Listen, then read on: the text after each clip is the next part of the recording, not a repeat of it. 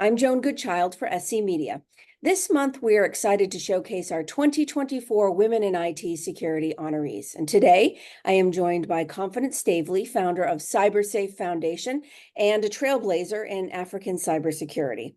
Confidence has empowered thousands through initiatives like CyberGirls Fellowship and the No Go Fall MAGA campaign. She's promoting awareness, education, and inclusion in her career. She's a global leader and advocate in shaping Africa's digital future while championing opportunities for underrepresented talent. Welcome, Confidence. Thank you so much, Joanne. It's a pleasure to be chatting with you today. And also, I'm really honored to be an honoree on a Power Player list. Thank you so much. Great. Thanks for joining us and telling us more about you. So let's dive right in. First of all, let's talk about CyberSafe Foundation. What is it and what impact has it had across Africa? CyberSafe Foundation is a leading nonprofit organization on the African continent that's driving safe and inclusive access to digital on the African continent. Now, it's very important to really highlight two keywords, which is safe and inclusive. So access to digital is really driving a lot on the African continent. The uptake is very, very high, but then people do not really pay attention to or are not aware of the security issues and risk associated with using technology. It's like having a nice car bought for your child, but without showing the child where the brakes are, or the child basically would use the car but doesn't know where to accelerate or when to deaccelerate and what to do when, say, the tires are faulty. Not knowing any of those things can put them in as much risk as anything else you can think about. And that's what we've had really much happen on the African continent, both from the enterprise perspective, but even worse off from end users, people who are just adopting technology to use for banking services or to access healthcare or just about anything else, right? So that is one side of the problem. There's also the side of inclusion. While women are really just left behind, even with access to that technology in the very first place, but also women are left behind in terms of the opportunities that are bound in digital. And so for us, we're really just focusing on bringing women in to have access to digital skills in the very first place, but then strongly with the lens of knowing what the security issues and the security risks are and protecting themselves, because they're worse off in terms of what the repercussions of not knowing what those risks are. When they become victims of cybercrime, they're usually more badly hit than the men. And so we're doing some of that, and also more so making sure that the gap in terms of skills and gender is closed on the African continent as it has to do with cybersecurity. So now I'll throw out some numbers so you have some perspective around the conversation we're going to be having. Across the world, women make up about 20 to 25% of the cybersecurity workforce. But on the African continent, women make up only 9% of the cybersecurity workforce, even though we are 50% of the population. So you see that it's just really bad if we have only 1 in 10 cybersecurity professionals on the continent that is a woman. That's what we're dealing with every day. So for us, we're just really ensuring that we're closing the access gap that exists, we're closing the belief gap that exists, and we're strongly closing the representation gap as well. Great. Very interesting. So tell us more too about the CyberGirls Fellowship and its significance for young women in cybersecurity in Africa. Thank you so much. So initially, we started out our work at CyberSafe Foundation, really just focusing on the awareness, which you mentioned, the No Go For MAGA campaign. We're able to, with funding, reach millions of people through mainstream media, driving cybersecurity awareness, making it mainstream to know what password managers are, knowing what two-factor authentication is and why it's important. But we clearly saw that there was also a skills gap. And that skills gap was also followed by a gender gap, which I've just shown with numbers, where the World Bank said 1 in every 10 cybersecurity professionals on the continent is a woman. And so we saw that although women were at a disadvantage, there was somewhat of an opportunity there where there was a skills gap, but then there was also a gender gap. So it was a good time for us to really double down on taking action and investing in women, because we will not advocate for women to be hired because they're women. No one wants that, right? So, but they were not skilled women who could take up opportunities that were available, regardless of any other issues like biases, or policies that were not favorable to women. But just having skilled women that could stand up lift their own weights, go for interviews with confidence and take up those roles, it wasn't there, right? And employers will have teams that are all men, and there will be no problem with that, because the truth is there were not women to fill up the roles. So what we did was put our time, put our resources, put our monies where our mouths was, which is around making sure that women are in the workforce and really playing an active role that shapes technology. And cybersecurity is one of such fields. And so we created the CyberGirls Fellowship that is then targeting young women within the ages of 18 to 28, and then skilling them up in a very intensive mentorship and training program that's entirely free for 8 months. They are then able to come out of that training with a strong belief and confidence to take up job opportunities, go prepared for interviews, have the skills, have the certifications to back their knowledge, and then be able to go into the workforce. We clearly see that we've been able to train over 1,000 women, and then those women, about 60% of them that are graduates who hold, some sort of higher education training as well, have been able to secure jobs. So we also see that not only are we helping to secure enterprises by ensuring that women are skilled and are able to protect enterprises on the African continent and beyond, but we've also been able to use cybersecurity skills as a socioeconomic improvement tool. A lot of our girls come out of the program and they improve their earnings by over 400%. That is huge for the families and the communities they're coming from. They're able to protect enterprises, but they're also able to make their lives better, while we also increase the diversity that we have in the workforce. And it's been resounding success across the African continent and across the world that we've been able to do this. And I'm particularly very proud of what the future is. But I also want to pull up something, which is that although the rest of the world looks at how do we encourage women to come in, on the African continent, women are more than ready to come in. We see that in the numbers of applications we get. We just don't have enough seats. And I'll throw some numbers out. Last time we called for applications for the CyberGirls Fellowship, although we had just 500 seats, we got over 20,000 applications from girls across 45 African countries. And these are the realities. Women want more opportunities. Women want to put in the work because they can put in the work, and they want to come into cyber and make a difference. Those are some really impressive numbers. Thank you so much. All right, tell us more about you and your journey in cybersecurity and what led you to have your focus on API security. I happened on cybersecurity. I happened on tech as a whole. So, and I think this has really driven the way I have worked with my team to design all of the programs we've had, especially the programs that are targeted towards women, because women can't be anything they're not exposed to most times. Women need to see something that's a model of success and, be able to then envision themselves in those fields.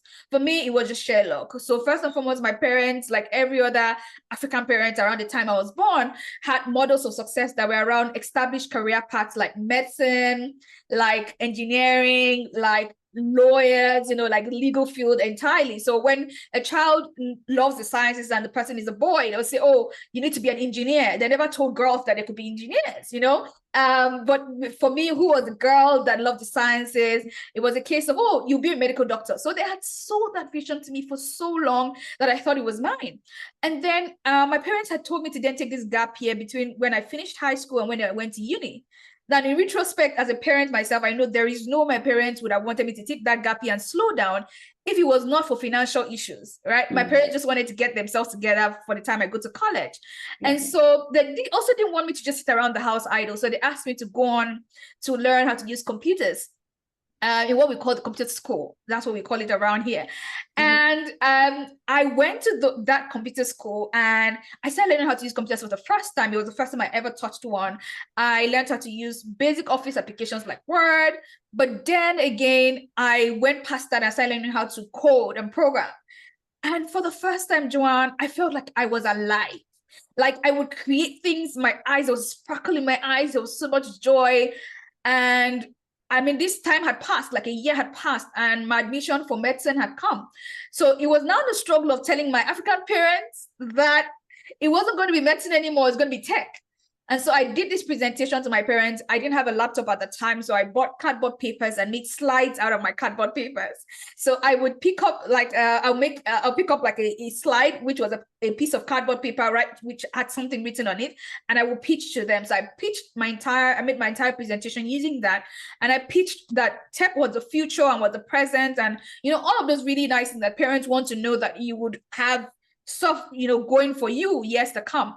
And to give us a perspective, my parents are not educated people. So I was against the tide, if you want to put it that way, sort of convince them that I was on the right path.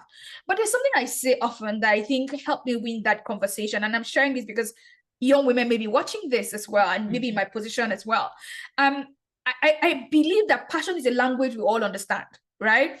And so for me, it was just radiating that passion. My parents could clearly tell that if I was this passionate about something, I most likely would do well at it. So passion sold it out, sold the argument for me, and my parents accepted. So I went on to do an advanced diploma in software engineering. So that's actually where API interest came up from. And then I went on to do a first degree in IT and business information systems on scholarship. I went on to do a degree in IT management. It was during my degree in IT management that I took an elective called cryptography, and that was where literally was my starting point for information security, because then I started getting the mentorship and just chose that path as a path to narrow down. But again, because I came from a software engineering background and I had knowledge around a lot of those things, it then helped me take that knowledge and just build on it, and then chose that path that leveraged my strengths and knowledge from years ago to then be able to provide very, very strong value to people in the development community. Mm-hmm. Great. Now you kind of talked a little bit too about, the representation of women in the field in your country. But talk a little bit more about that now. What are some key challenges you've encountered as a woman in a predominantly male field, and how have you overcome them? And what advice would you have for other young women who are coming up and looking to, make their own place within the cybersecurity industry? That's such a rich question. I want to start off by saying that I think I've had a fair share of the time in my career where I was somewhat blinded to what the issues were. And I think that naivety was quite helpful, because it just helped me soldier on, without necessarily looking at what was off and what was wrong.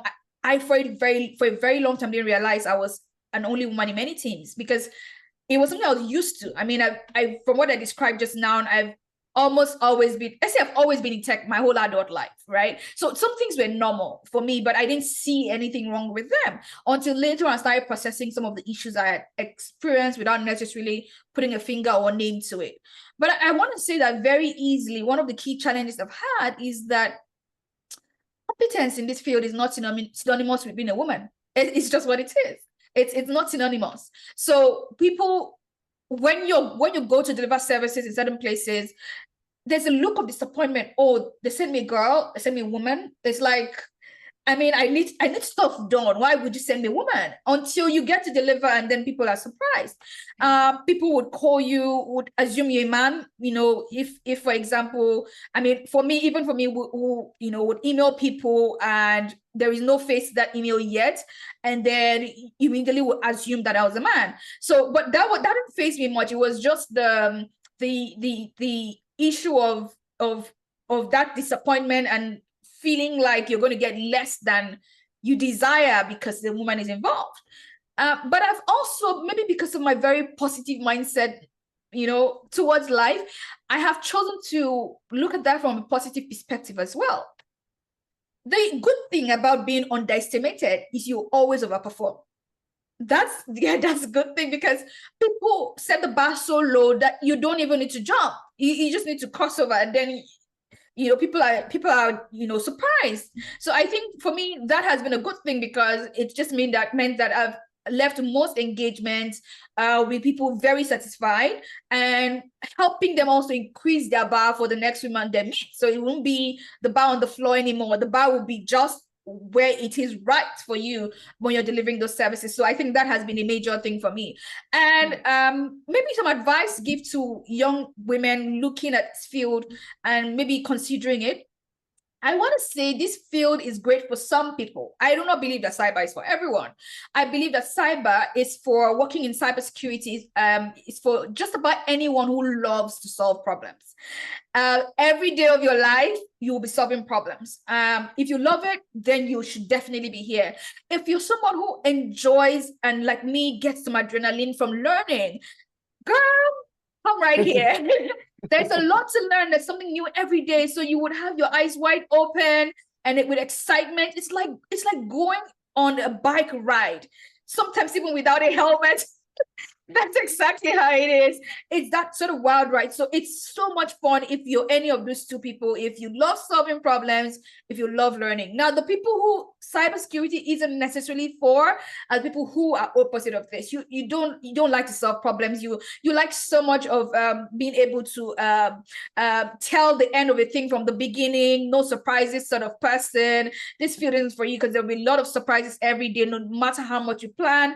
If you're one person who wants to know something and maybe not go back to refresh in 5-10 years, girl, the things you know yesterday won't solve today's problem. That is what I would say. And if you're willing to put in the work, we really need you here. We need your wit, we need your intellect, we need your creativity, we need your different mindset around solving things, we need your intuition, and we need all of the knowledge and background that you've come with from wherever you're coming from. This is a place that would really be rewarding for you in terms of the variety of experiences you're going to have. So if you're any of these two people I've described, please just come. And be willing to embrace the chaos and uncertainty, right? Love the chaos, in fact. Okay. All right. One last question before we go. I mean, looking forward, how do you envision the future of digital inclusion and cybersecurity in Africa? The future is beautiful. I looked at the stat. I can't remember the stat right now top of mind, but I saw that over 70% of the workforce that's coming into the world would be from Africa. And I think that that's a very strong thing to look at because of our very young demography and how much technology is being accepted and being embraced on the continent. I believe that Africa is going to serve the rest of the world very much as it's going to serve itself in terms of innovation on the continent. Right now, even our financial services is really feeling that innovation, and that's part of growth that we are seeing. But more so, not just on the African continent, but how that gets to feed the rest of the world. And I believe that this young demography is very key to solving a lot of problems that the world has as a whole. And I see Africa leading in terms of cybersecurity talent across the world. I see Africa as becoming the soon-to-be Africa cybersecurity talent capital of the world. I know a lot of cybercrime has been tied to many parts of Africa in the past and currently, but I see that changing. A lot of the youths are looking at lucrative jobs from the tech skills they have gained, not just in cybersecurity, but across the board, you know, and I see Africa being that talent, that tech talent capital of the world, where that youth demography is channeled for good. And it doesn't just serve Africa in terms of innovation, but also helps to drive innovation and growth and security for the rest of the world. All right, great. Well, what a great conversation. I think that's all of our time right now, but I want to thank Confidence for joining us. Thank you so much, Joanne, for having me. And thanks to you for watching. Please take the time to look around on the site and learn more about our other honorees this year and their inspiring stories too. For now, on behalf of SC Media, I'm Joan Goodchild. Have a great day.